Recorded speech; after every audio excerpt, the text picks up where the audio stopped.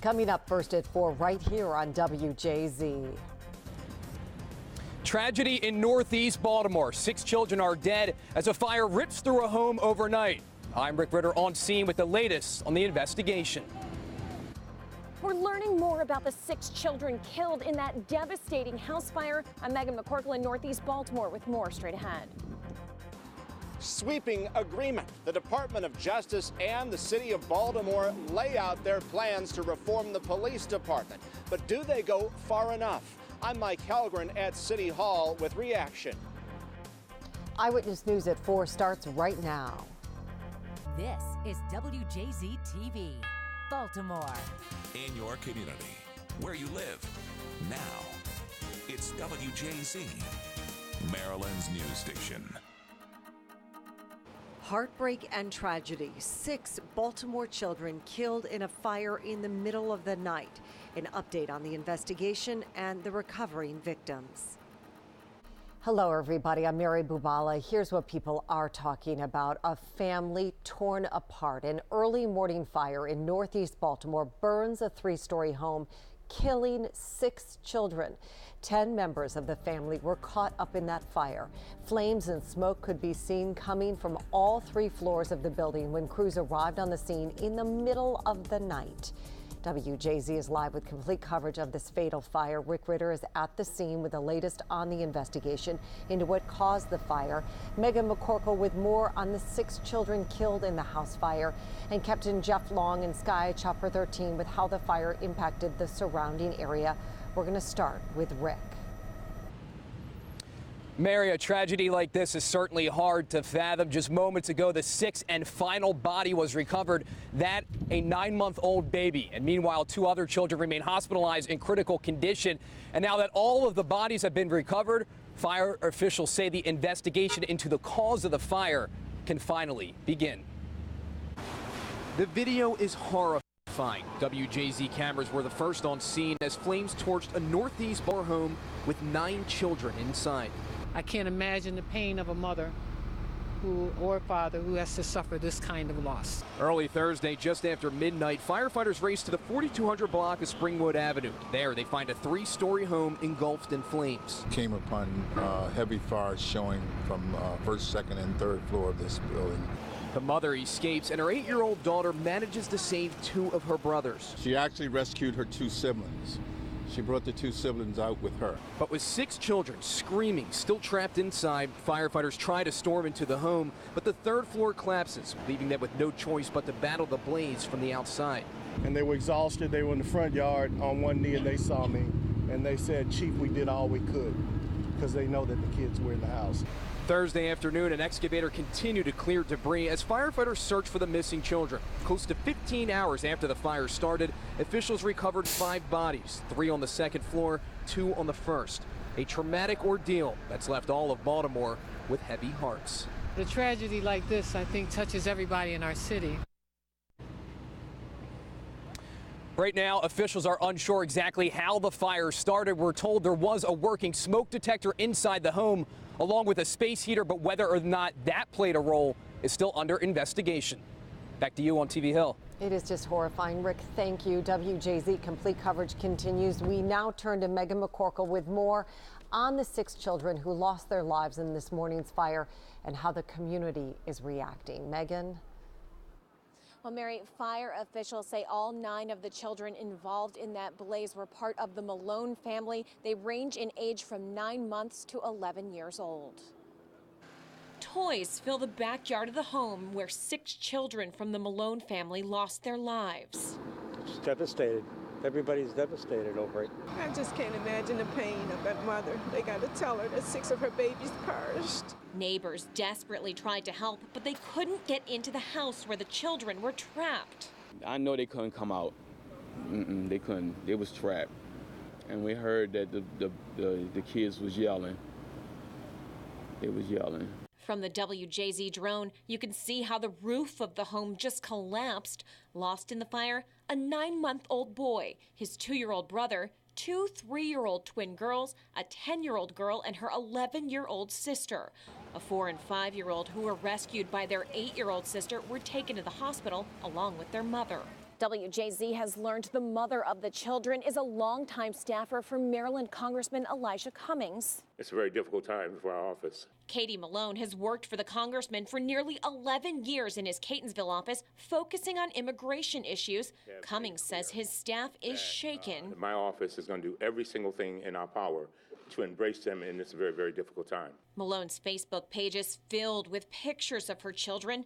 Neighbors say they saw the children playing on their porch all the time. Heart broke a whole lot. It's crumbling my heart. Now they're trying to come to terms with this terrible tragedy. And back out here live, you can see firefighters starting to clean up the hoses here on the scene. I can tell you many of them have just a heartbroken look in their eyes. A GoFundMe has been set up for the Malone family. It has already raised more than $30,000. Live in Northeast Baltimore, Megan McCorkle, WJZ Eyewitness News. Megan, thank you. It had to be so devastating for those firefighters. Thank you. Our complete coverage continues. Captain Jeff Long is in Sky Chopper 13 with ongoing operations at the home right now. Captain Jeff? Here's the way the scene looks right now. Difficult to look at even from this angle.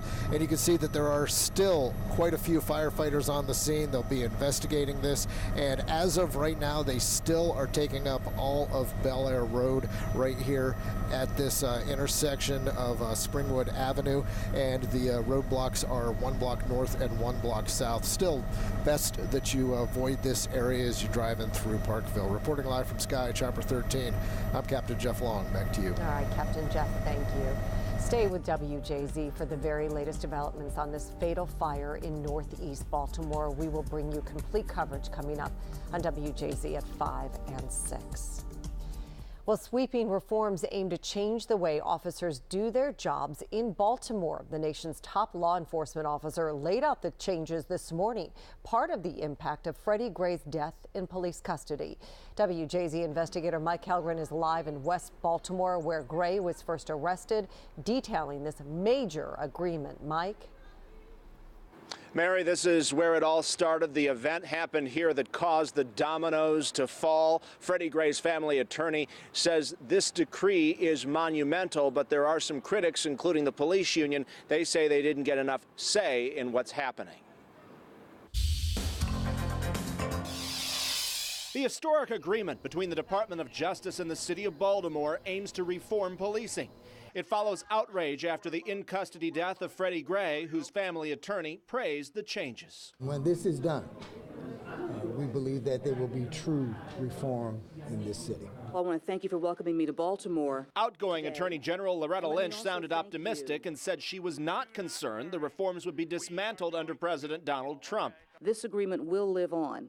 It is court enforceable. There will be an independent monitor, and it will live on as a document of the court and as a binding agreement between the city and the Department of Justice. Cost is a major uncertainty, with reforms expected to run into the millions of dollars, and the mayor gave no definitive price tag. Sure. I've seen costs that can go between 9, 13, 30. I mean, we don't know exactly what that cost is going to be. But here's what we do know. We're committed to doing whatever it takes at this stage of the game. The decree aims to correct problems revealed in a scathing Department of Justice report last August that police targeted African Americans and used excessive force. It comes down forcefully against zero-tolerance policing, saying generally an officer must get a supervisor's permission to arrest someone for failure to obey their orders, obstructing or resisting an officer, disorderly conduct, or giving a false statement, and that police can't simply arrest someone because they're in a high crime area, loitering or misdemeanor trespassing, or because the person avoided contact with an officer. The police union was critical, issuing a statement that they were not involved in the process. The commissioner vowed to move ahead. When all of us eventually move on down the road, this process will still stand like a mountain to finally and fundamentally address some of the shortcomings that have existed in Baltimore for a really long time. Here's what's next. A judge has been assigned to oversee the case. An Obama appointee, James Brednar. Also, an independent monitor will be hired to keep tabs on the city's progress. Live in West Baltimore, Mike Helgren, WJZ Eyewitness News. All right, Mike, thank you. And the mayor says she and her staff have been working around the clock to get the agreement finalized before Mr. Trump takes office. A 10th grade student is recovering after a stabbing At a Baltimore County high school, police responded to a parking lot at Woodlawn High School around 11:15 this morning. The school was placed on a temporary lockdown for several hours. Police say one suspect is in custody. They continue to search for a second suspect who fled the scene. The 16-year-old victim was taken to shock trauma for minor stab wounds to the upper body. Investigators believe the victim was targeted by the suspect, who is still at large. Charges dropped. 2 University of Maryland football players accused of firing BB guns at other students are cleared. Denise is in the newsroom with more on this development for us. Denise. Well, Mary, the incident happened in November. Terps wide receiver Darrell Turner of Glenarden and running back Lorenzo Harrison of Clinton both face second-degree assault and reckless endangerment charges. Police believe the freshman football players used airsoft guns to shoot at students. Now, the Prince George's County State's Attorney Office determined there was insufficient evidence to move forward, so all charges were dropped. Turner and Harrison were both teammates in high school. The pair graduated from DeMatha Catholic High School in Hyattsville. Mary? Denise, thank you. Maryland Athletics reinstated the players in December after a separate review. Well, if you were looking for the perfect time to get outdoors this winter without having to put on a heavy jacket and gloves, today was your day. In fact, we tied a record from more than 120 years ago. Taking a live look outside, we felt the effects of a big warm up today with temperatures reaching into the 70s in some areas. It's like just take a deep, long breath of that warm air. Meteorologist Tim Williams is in the Weather Center updating these fabulous temperatures. Tim? You know, Mary, I know there are a lot of folks who wait for winter because they like the snow, but I think probably it's about a 50-50, if not more, folks leaning toward enjoying 70 in January in Maryland. Take a look at this. Our temperature tied the record set back in 1890 of 70 degrees. We hit that at just around 2:07 this afternoon. The average high for this day is 41 degrees. We are 29 degrees above the normal high for this day. Now, temperatures around the state, as Mary said, above 70 in some parts of the area. Annapolis at this hour, 73 degrees. 70 out in Cumberland, where the temperatures are usually very cold. We have 66 in Frederick, 59 down on the shore. That 70 in Central Maryland at this hour is just around 21 degrees warmer than it was this time yesterday. 25 out in Cumberland, 13 degrees warmer in Ocean City, and 18 in Bel Air. Now, as with Maryland, tale of two forecasts. We have warmer temperatures now, but there is a warm front lifting across the area. That's responsible for many of the showers you see to the north of us. But there is a cold front that's poised to move across our region going into tomorrow. That cold front is going to have colder air trailing behind it, and that's going to mean the potential for a bit of a wintry mix come this weekend. We're talking about the potential for maybe some rain, some freezing rain, some sleet, and some snow, and that'll be about mid-morning to about late morning on Saturday. We'll talk about the timing of all that, but again, enjoy the 70. We'll have your complete First Warning forecast, Mary, coming up in just a moment. Tim, thank you. Remember to download WJZ's weather app to keep track of our changing weather. Get hourly, daily, and extended forecasts, plus severe weather warnings. Just search WJZ Weather. Get the CBS Baltimore app. So how's your evening commute shaping up? Let's check our roads. Here's Christy Breslin at WJZ Traffic Control. Hi, Christy. Hi, Mary. Hi, everyone. Well, my report not near as good as Tim's. We have several problems out there on the roadways. If you're traveling on the top side of the inner loop, we do have an accident there at Delaney Valley Road just prior to it.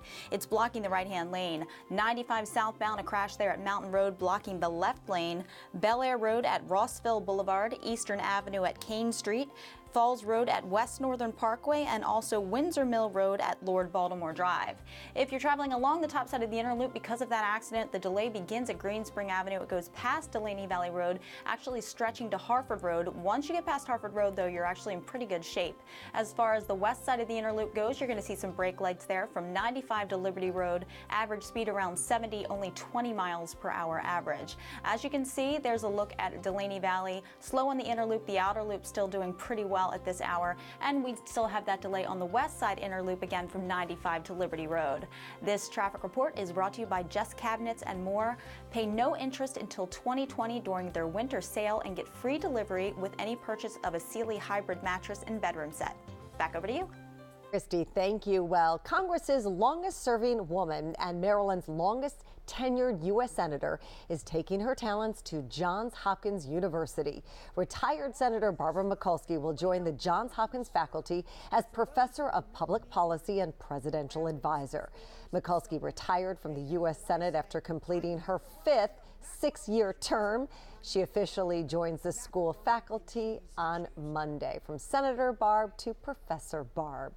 Well, still ahead on WJZ's Eyewitness News at 4, White House fence jumper, the sentence for the man who hopped the fence on Thanksgiving Day. Cyber attacks and business holdings are on the top of President-elect Donald Trump's agenda today. I'm Jamie Yukas in New York with the latest. And a live look outside, it felt more like spring today with temperatures climbing into the 70s. How long will the warm conditions last? Meteorologist Tim Williams with more on his forecast coming up. Eyewitness News continues with Vic Carter, Mary Bubala. First warning weather with Bob Dirk, meteorologist Tim Williams, and sports with Mark Viviano. Covering the stories that affect you. It's WJZ, Maryland's news station.